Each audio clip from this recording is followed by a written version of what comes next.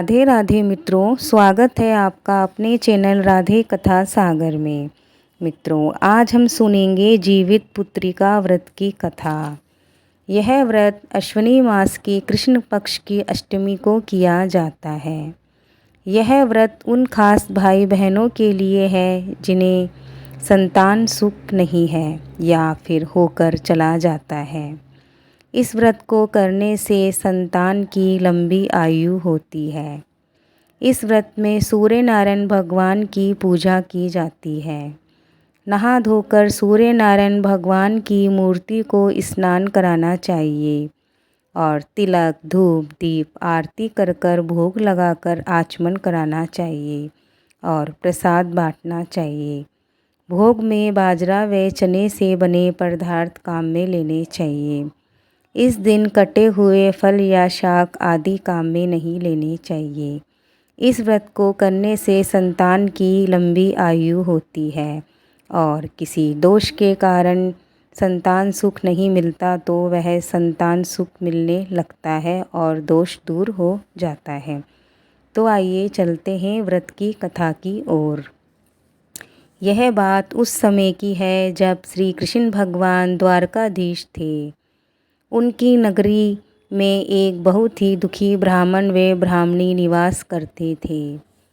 उनके दुख का कारण वह 7 पुत्र थे जो जन्म के कुछ क्षणों बाद ही मर जाते थे। बार बार ब्राह्मणी के समझाने पर ब्राह्मण भगवान श्री कृष्ण के पास गए और अपनी स्थिति सुनाई। श्री कृष्ण जी ने उन्हें सूर्य भगवान की पूजा करने और जीवित पुत्रिका का व्रत धारण करने को कहा, जिससे सूर्य नारायण भगवान प्रसन्न होकर तुम्हारे संकट को मिटा देंगे। उपाय जानकर ब्राह्मण घर आया और ब्राह्मणी को सब वृतांत बताया। इस बार पुत्र प्राप्ति के पश्चात ब्राह्मण और ब्राह्मणी बहुत ही दीन और अति आर्त स्वर से सूर्य नारायण भगवान से विनती की। उन्होंने कहा, सूर्य देव विनती सुनो, पाऊँ दुख अपार, उम्र बढ़ाओ पुत्र की कहता बारंबार। इसकी अति आर्त और दीन वाणी सुनकर सूर्य नारायण भगवान का रथ जहाँ था वहीं रुक गया। उसकी विनती से प्रसन्न होकर सूर्य भगवान ने अपने गले की माला उस ब्राह्मण के पुत्र के गले में डाल दी और आगे चले गए। यथा समय यमराज ब्राह्मण पुत्र के प्राण लेने आ गए। तब ब्राह्मण ब्राह्मणी ने कृष्ण भगवान को पुकारा। कृष्ण भगवान सुदर्शन चक्र सहित आ गए। उन्होंने कहा, सूर्य नारायण भगवान की माला को यमराज के गले में डाल दो।